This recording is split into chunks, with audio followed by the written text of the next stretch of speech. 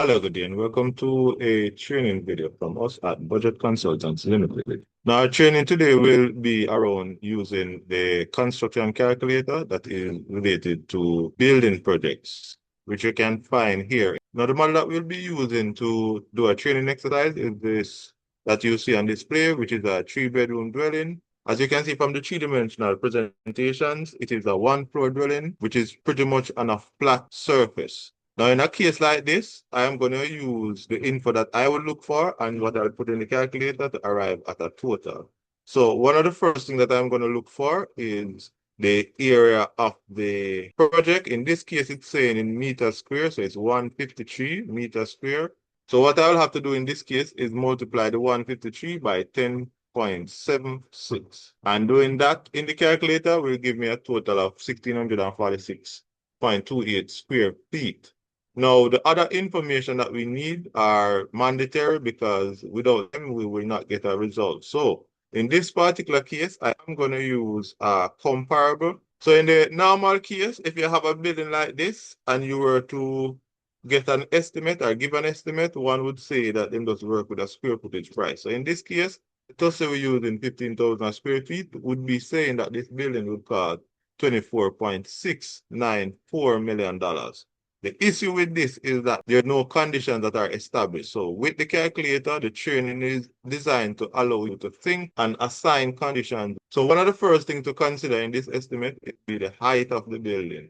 Now for this, we can reference it from a section. In this case, the section mark is saying that the building is 10 feet internally. And the next question is asking about the type of estimate. In this case, I'm going to say it's material and labor. The fourth question is asking about what aspects of the construction will you be carrying out? Because in some cases, you have customers who just want you to build the frame of a building, which is in alignment with the wet works. You have some customers who want you to do a complete project. Let us just say it's wet work and finishes. The other thing to consider is the area of the property. In this case, I am going to use quarter acre or less.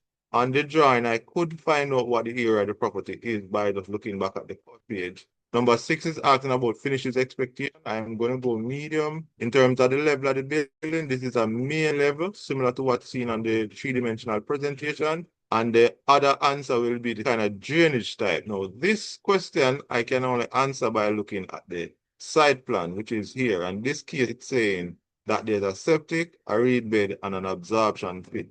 So I am going to use that as my framework, which is a private sewage system. And I am going to assign those accordingly. Now, in this case, it's saying septic, reed bed, and soaker waste, pretty much the same thing. How will building be covered? That is a question I can answer from two things, either the elevation or from the three-dimensional presentation. And this is showing pretty much that it's a slab. And likewise, if I was to go to the cross section, it would also show a slab. So for that, I am going to say slab / decking. Number 11 is going to ask, will the property require cleaning or bushing? In this particular case, we're pretty sure, but we are going to say the base scenario is to say yes. Now, item 11, 12, and 13 are items that many times you are going to have to go to the site and really get checked. So you have to use a condition first to give your initial quote. In this case, I'm going to use a condition again that says that you're going to have to cut tall trees. That is going to be yes, but I am going to assume that the land is flat. So I'm going to say number 13, which is asking about will the building area need to be flattened? I am going to say. Question 14 is asking about facilities on the site. So let us say this is a new project. So the answer to 14 would be no, which is asking if there's a storage facility on site. It's asking if there's a bathroom at site. I'm going to say that's no. And is there water on site? I'm going to use that as no. Is electricity on site? I'm going to use that as no. Number 18 is asking, will the site require water storage tank? And I'm going to say yes. After that, we are going to go to question 19. And question 19 is something that you can get from the drawing as well as consultation. So in the section drawing, we can look if there's any suspended ceilings, and we are not seeing any in here. So we can answer this question to be no. The moment that says no, question 20, as you see here, is saying that we must skip. And then question 21 is asking if there will be a contractor hired to the site. Now, this is the issue with this kind of quote, is that 3/4 of those questions have not been answered, but the person is quoting. So in this case, we are going to say there's a contractor And we are going to say the building is pretty much traditional, and the fact that we are seeing things like arches and all those kind of things on the drawing.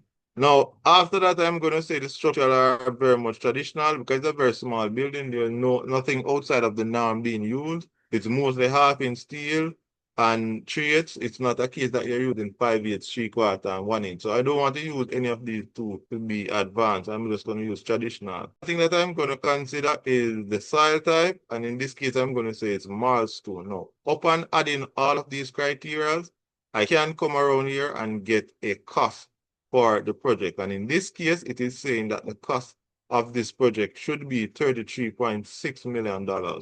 Now, one of the things that has happened here is that you have noticed that this cost which has been presented is showing a cost that is almost $9 million to $10 million short. So in this case, I am going to represent this, which is saying 33,624, and the last part of it is $665.21. So that is saying to me that this building should be quoted at about $20,000 per square feet based on the conditions that were used in this particular scenario.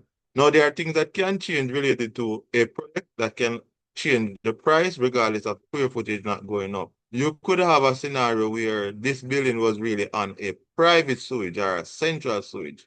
Or in the case that you said there's no sewage system to be considered, and it would carry back down the cost. And likewise, when it comes on to other aspects of the work in terms of like height of the building, if the height was reduced, the cost would also be reduced. All of these technical parameters are set up with the calculator to allow you to feel guided. Now, you will have a situation in this case where you can also do a division of the figure versus the area and get the square footage cost in the calculator. Another feature which is very important here is related to number 4, which is saying whether it's wet work and finishes, because in some cases, you are only getting the frame of it to do. So you do not want to be quoting for what you're not doing and then run away the customer. So in this case, if you're doing wet work alone, I can say wet work alone, and then I can get a cost that's related to the wet work alone, which is in alignment with the scope that you're going to be covering. But pretty much this allows you now to be able to advise your customer. Likewise, you can change the type of estimate. Let us just say the customer say, all right, after you just give me that material and labor, I only want the labor alone. You can then come in and say, out of that cost, the labor should be about $8.1 million for the wet work alone in terms of labor.